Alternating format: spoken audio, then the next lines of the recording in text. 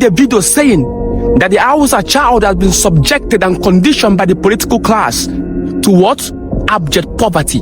Very dark man of Nigeria also stated and said that the Hausa child has been made not to be good at anything, but to be alamajiri, beggars, begging in the street. I saw that video and my heart broke for the Hausa child. And the question remains, how can Nigerians and Nigeria and the entire continent help liberate the Hausa child from the shackles of abject poverty? How is that possible? Is it money that they need? The last time I checked, the richest man in Africa happened to come from the ethnicity. So money is likely not to be their problem, because I tell you, even if you give $1 million to every Hausa child, they will still remain in abject poverty. Because what is poor in them is not their purse. As much as their purse is poor, what is poor the most is their mind. Akebelen. A river that forgets its source will dry. A tree without its root will cut short. The only way to help the Hausa child is to help the Hausa child with the knowledge of himself. Because historical injustice has been done on the Hausa child. Pay attention, Akebelen. Let the voice of the Akebelen educate you. The voice of the continent. You see, when you study the academic curriculum of the 54 independent countries in Africa, and of course I've studied them, there is something negatively associated with the curriculum or the syllables of Nigeria. Nigerians are not taught history. They are taught government at most. But then when a teacher is teaching government in Nigeria and they want to teach you the pre-colonial days of Nigeria, do you know what the teacher does? According to the textbook, the teacher identified the Igbo child and taught the Igbo child the pre-colonial days of the Igbo. The Igbo child is being taught about the Umuada, the Ezemo, the age grade. The Igbo child is being taught about the Aba women protest. The Igbo child is being taught about the Ekumeku movement. The Igbo child is taught about the knowledge of himself before colonization. What about the Yorubas?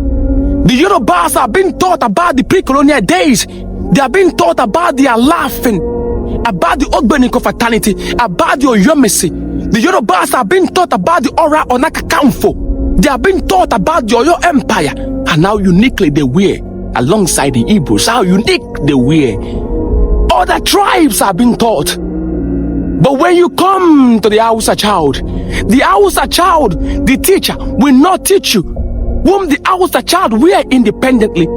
They will teach you the pre-colonial days of the Hausas and Fulani, telling you that the Hausa child cannot be educated independently of who he was before the Fulanis. Pay attention.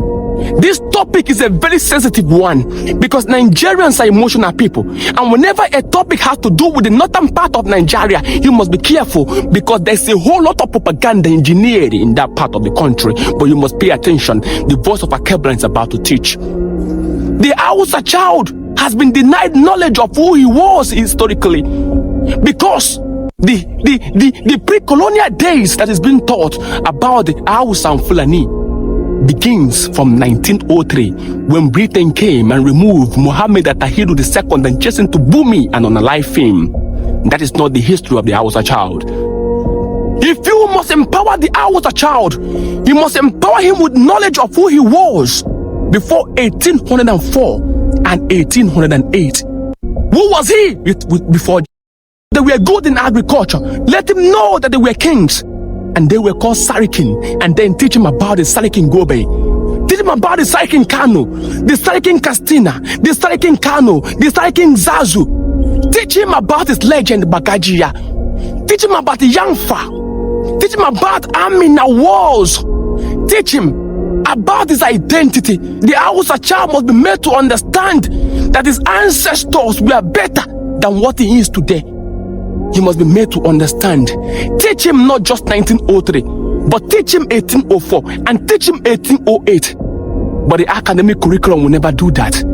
The educationalists in your countries will not do that because they fear of what the Hausa child will become if being empowered with the knowledge of himself. And because the Hausa child have not been empowered with knowledge of himself, he cannot grow because he cannot grow beyond who you are. You can't. It's impossible to forget your ancestors and grow. because your ancestors will be ashamed of who you are because you have forgotten them. They believe it's out of cowardice. History will empower the Hausa child more than finance, because when they understand who they were, they will understand their destiny. Akebulan, how many Hausa children know about the Akawara campaign of 1808? How many Hausa child know about the Battle of Kafetong Battle of 1804? How many of them knows about this? How many? You go to Gobe today, when you go to Nigeria, is there any statue of Sariki Yamfa? None. So how would the people remember themselves? When they look at the water, what do they see? Did they see progress or did they see defeat? That is why they are going to be used. That is why they are going to be used, because they lack the knowledge of themselves. They lack the history of themselves, because no one has taught them. No one has taught them. So all they see is a man with a plate begging. They don't see leadership. They don't see kinship. They don't see loyalty. They don't see prestige. They don't see honor. All they see is begging and poverty, because they lack knowledge of themselves. Akebulan, a man who do not know where the rain start beating him will never know where his body dried up. If you want to help the Hausa child, you must empower him with knowledge. And a man tried. Your former president, Goodluck Ebele Jonathan, built schools for the Alamajiri. But the mischievous political elite among them, who do not want them to have the knowledge of themselves, fought and kicked against Alamajiri schools, because the Hausa child must be made ignorant. He must be made ignorant. He must not be allowed to acquire knowledge, because knowledge makes a man unfit to be a slave. But when you talk about this, people think you're a promoter of negative ethnicity. They say, oh, town crier, you want to divide the Hausa Fulani. Never! That's not the goal. No, that's not the goal. It is Shakespeare who said the deed is done and what is done cannot be undone. The Hausa and Fulani have exchanged culture. They have intermarried. So the essence of teaching this is not for them to rise and fight each other. No! But for you to liberate a man, you must give him truth. Truth! You must give him truth. That is where he will gain the knowledge of himself. Does not mean you want to divide, but you want to empower. You will continue to deceive yourself if you think the Hausa child does not need historical knowledge. He needs it. Only then can he be free. Because he has forgotten who he was. And because he has forgotten who he was, he will remain where he is in abject poverty. And the political class will continue to use him. You might not change what happened in history, but it's your duty and responsibility to make sure that the next generation understand the glory of the Hausa past, and so they can understand their responsibility of shaping their future. Only then, and then alone, can they rise from the ashes of their past. Only then can they rise and become who they are. Because when you go to Awe, the Awe people have been taught about who they were before colonization. The same thing with Zosa, the same thing with Zulu, the same thing with the Mwash, the same thing with every ethnic group in Africa. Why is their own different? We cannot keep quiet. No, it is your duty now that you know to educate them. Don't say no, it's not your business, it's your business. As long as they are down there, you'll be down there.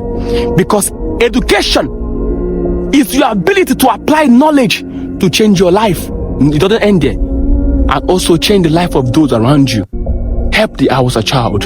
Help him recover to make Akebulan great. Because Akebulan must be great again. Akebulan. Long live West Africa. Long live East Africa. Long live North Africa. Long live Central Africa. Long live Southern Africa.